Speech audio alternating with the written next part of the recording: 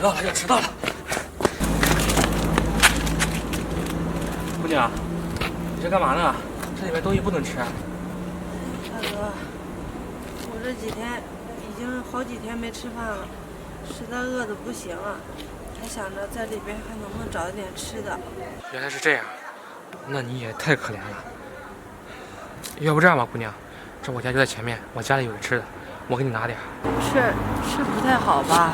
姑娘，你放心好了，我不是什么坏人，我就是看你啊太可怜了，想帮帮你。大哥，你真是好人，那我谢谢你啊。姑娘，不用客气，跟我走吧。走，来，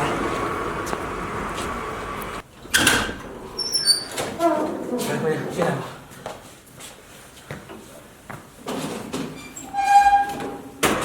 来，里面坐。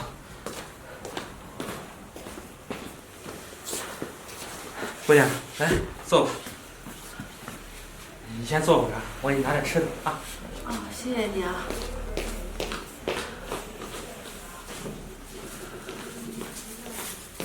姑娘，在家里啊还有点水果，你先吃着啊。我给你做点饭吃，这些你先垫着。行。行，吃吧啊。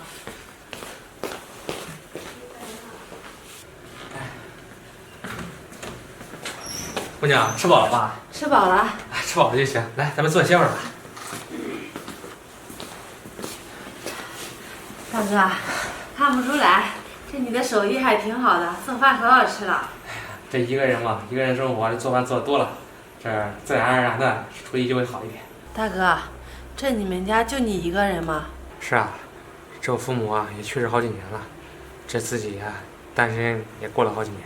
我看你的穿着打扮，你在哪里工作呀？我在工地上班，这不是吗？这我父母去世之后啊，就给我留了下这套房子，别的啊什么都没有，所以啊，我这每天还得上工地上班。哎呀，坏了！哎呀，这上班都迟到了。哎呀，算了，不去了。大哥，这多不好意思呢，这都怪我，是我害得你迟到的。怎么能怪你呢？这我自己选择帮你的嘛。哎，你等一会儿，我给你开个门。来了来了，谁啊？小白，那个我正做饭呢，发现家里面没酱油了，能不能给你借点？啊，酱油啊！行行行，那你进来吧，我给你拿。好。怎么了？这谁啊？啊，大梅姐，这位姑娘是我上班的路上看到的，我把她领家里啊吃顿饭。怎么了？小白，你这怎么什么人都往家里领啊？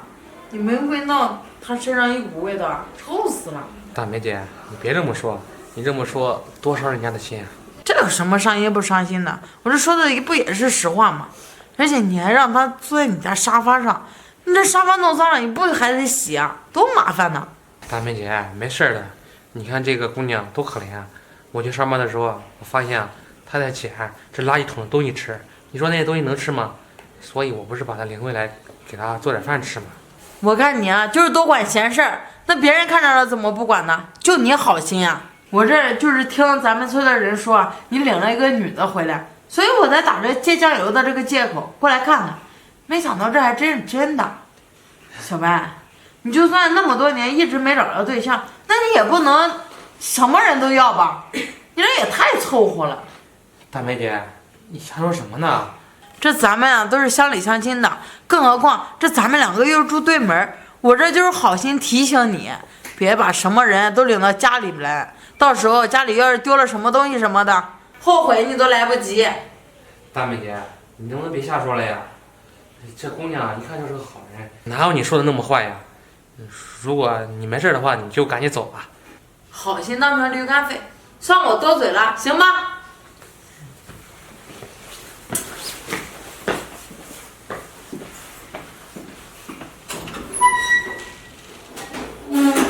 姑娘，你别介意啊，他是我们村啊有名的碎嘴子，他就爱瞎说，你别往心里去。我没事儿，只是我怕他说你。没事儿，姑娘，我啊都习惯了。哎，对了，姑娘，你这儿怎么沦落成这个样子了？你家里人呢？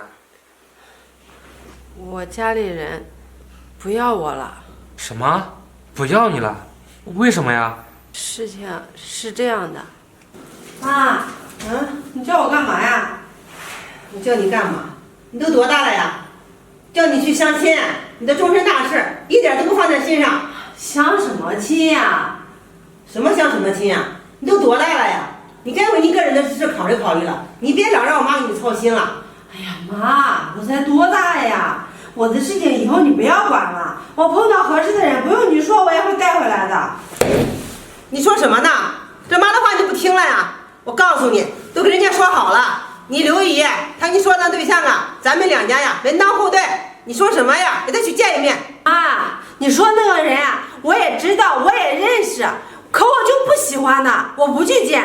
什么喜欢不喜欢呀？这时间长了，那感情啊都是培养出来的。妈呀，你说什么我都不会去的，这我对他没有感情，时间再长我也不会有感情的。你说说你怎么一点话都不听了呀？啊，这妈呀都是为了你好，这人家家呀有权有势又有钱，那虽说人长得一般吧，可是人家家境好啊。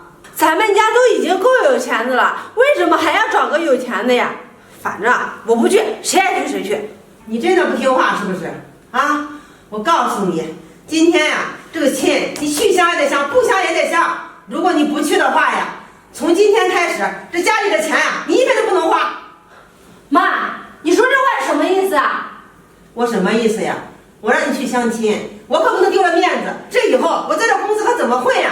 在朋友面前我还出门不出门了呀？我还用不用人家了呀？你让我在这行里丢就丢了面子，我就不要你了，就当没生过你，我也没这个闺女。妈，你居然为了一门亲事，你都不要你女儿了？行，不要就不要。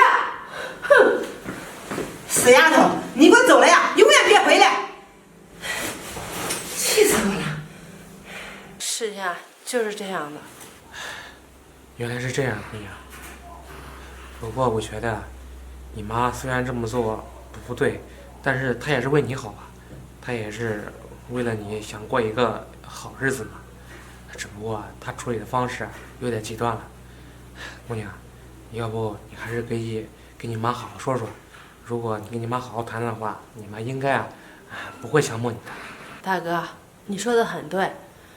自从我和我妈吵完架出来之后，我也想了很多，我觉得自己做的也不对，可能因为在家的时候太叛逆了，所以我妈实在没办法，可能才给我来硬的。如果好好跟她沟通的话，我相信我妈也不会逼我的。姑娘，你的这么想就对了，这天下没有不疼爱自己的孩子的父母。对，大哥，你看你在工地上干活应该挺辛苦的吧？也挣不多少钱。这我们家是开公司的，而且公司还不小呢。你这样吧，你跟我回去，我让我妈给你安排一个职位，公司肯定比你现在的要高。啊，姑娘，我能行吗？能行的，就凭你救我，你就人品就特别好。你看我在路边上已经有好多人了，都没有一个人给我吃饭的，而你是第一个帮助我的人。那行吧，我愿意试一试。那真是太好了，大哥，走，你跟我一块儿回家去吧。那行。咱们走吧。